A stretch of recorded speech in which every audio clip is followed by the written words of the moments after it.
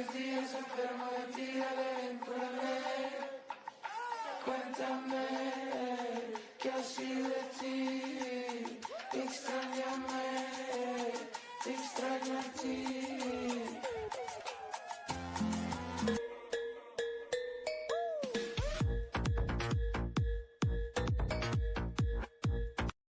Te estoy correteando y sale en mi mente que te quiero ver.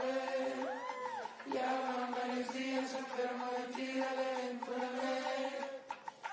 Cuéntame qué ha sido de ti. Extrañame, te extraño a ti.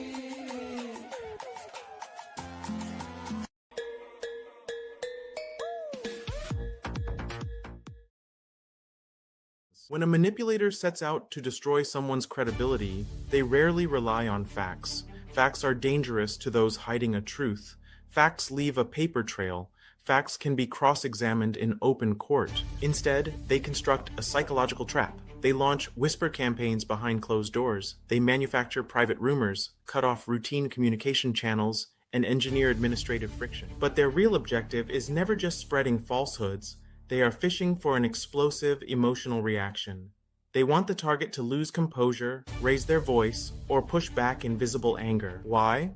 Because that outburst provides the exact optical weapon they need to turn to the room with open hands and say, "See? Look how aggressive and unstable he is." I'm Pedro Osuna. Welcome to the Yuma Dossier. Today, we deconstruct the anatomy of an internal civic takedown, a corporate shell operating in the dark for over 2 decades, an inner circle threatened by merit, a coordinated campaign of sabotage, and the calculated discipline of a Rotarian. For years, community members believed they were supporting the historic Yuma Crossing Rotary Club, but official public records on file with the Arizona Corporation Commission told an entirely different story. Under entity YD01881106, the original corporation had been administratively dissolved on March 20th, 2002. For more than 20 consecutive years, from 2000 through 2025, that entity operated off the books, accumulating over 2 decades of delinquent state disclosures, unfiled annual reports, and 0 statutory oversight. To bypass clearing 24 years of back filings and financial reporting, a new entity was quietly registered on September 23, 2025, the Rotary Club of Yuma Crossing under entity ID 238874143. On every single line of corporate authority, incorporator, statutory agent, director, and president sat one name: Jesus Ramon Fuentes. When charitable donations began crossing state lines into California casino venues and commercial retail stores, a Rotarian pulled the public records and formally demanded an independent CPA review. The response was absolute evasion. The executor didn't produce the general ledgers, he didn't convene an oversight committee. When summoned to verify the accounts directly, he outright refused to appear at the financial institution. Confident in his social armor, he launched an aggressive counteroffensive. The retaliation followed a textbook playbook: the smear. Legitimate demands for transparency were branded as hostile and toxic. The smokescreen. Critical documents and meeting schedules were withheld to isolate the Rotarian and engineer procedural chaos. The benevolent facade. The perpetrators stood before the membership with warm smiles and performative speeches, publicly lamenting unfortunate tension while coordinating character hits behind closed doors. Fabrications were circulated accusing the Rotarian of taking funds and spending exorbitant sums for newspaper publication. To an outsider, the targeted Rotarian's reaction seemed baffling. He refused to engage in shouting matches. Instead, he held his ground systematically. Every single false accusation was refuted point by point via written record, documenting the truth in black and white while compiling the indisputable paper trail. His silence was not weakness, it was pure strategic discipline. When an adversary fabricates fiction to provoke an explosion, denying them that reaction neutralizes the trap, while objective evidence compiles in silence. Why would an established network expend so much effort targeting a single member? The hostility was ignited by something deeply personal: merit, and professional jealousy. When that Rotarian was named Rotarian of the Year at an official club event, it completely shattered the hierarchy of an insular faction convinced they held an exclusive monopoly on civic prestige. This was not a solo effort by a rogue operator. It was enabled, coordinated, and shielded by an inner circle of self-styled community leaders who traded their integrity to enforce compliance. But as the Rotarian who stepped up to receive the honor, he saw the maneuvers clearly. He understood the game they were playing. Instead of reacting emotionally, he took the time to research, audit the records, and connect the dots. Line by line, filing by filing, transaction by transaction, they operated under the belief that their collective social standing would always outweigh state statutes, financial ledgers, and undeniable records. Manufactured narratives always run out of road when they meet statutory law. On August 10, 2026, the illusion shattered completely. According to official inmate records from the Yuma County Detention Center, Jesus Ramon Fuentes, age 44, was arrested by the Yuma City Police Department and processed under booking number 2026-00003730. The formal felony charges entered onto the criminal docket: theft from building/control property, fraudulent schemes, and artifices. In a single moment, the smiling civic champion was behind bars. Facing felony fraud charges.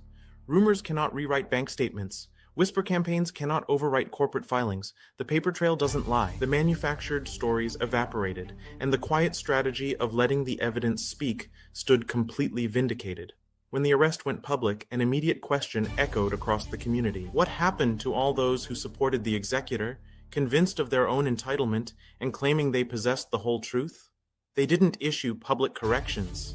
They didn't call for an audit. They quietly walked away. One by one, the very individuals who orchestrated the smears, enabled the financial opacity, and participated in event sabotage abandoned the club. They resigned and slipped out the door. One by one, they resigned the moment their narrative crashed into a criminal indictment. Stepping down does not make them less responsible. Resigning from a roster does not delete the emails or erase the meeting minutes. Video footage, audio logs, and corporate filings do not disappear just because you surrender your membership. Surrendering your membership is not an exoneration. It is an admission that the trap you built finally closed on you. Where is that great social standing in front of the community now? Where is all that supposed intelligence, all that pedigree, and all that prestige you claimed to have when you were whispering behind closed doors? When you spend years weaponizing your influence to shield delinquency and attack an honest member, walking out the back door doesn't clean the slate. It simply leaves your legacy tied to the very fraud you chose to protect. This case exposes an uncomfortable truth about civic leadership. When a group of professionals chooses to scapegoat a colleague rather than examine public filings, they fail the fundamental ethical test of governance. The four-way test audit. 1. Is it the truth? Failed. Ignored 24 years of dissolution. 2. Is it fair to all? Failed. Scapegoated a fellow Rotarian. 3. Build goodwill? Failed. Orchestrated whisper campaigns. 4. Beneficial to all?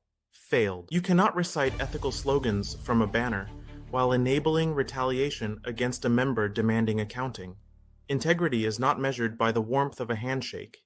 It is measured by compliance with the law and adherence to the facts. The receipts are logged, the dockets are public, and that Rotarian who was attacked, who held his ground, kept his silence, and let the evidence speak for itself, was me, Pedro Osuna. Integrity is not measured by the warmth of a handshake. It is measured by compliance with the law and the fortitude to stand for the truth when everyone else finds it easier to look away. Isn't a charity organization following best practices supposed to share all financial details with donors? When misconduct crosses boundaries, reporting it only to the local police is not enough. True governance demands an immediate independent audit to trace every unauthorized debit and provide total clarity to the community. The receipts are logged. Stay informed, demand the records, and never let intimidation silence the truth.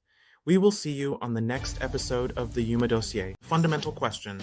The fundamental legal question is, when projects involving these entities come before city boards, where are the written disclosure statements? Now, let's follow the pipeline upstream. Before any council votes, it has to pass through the Planning and Zoning Commission. Let's look at the roster. Chairman Chris Hamill and Vice Chairman John Mahan lead the Commission's hearings on land entitlements.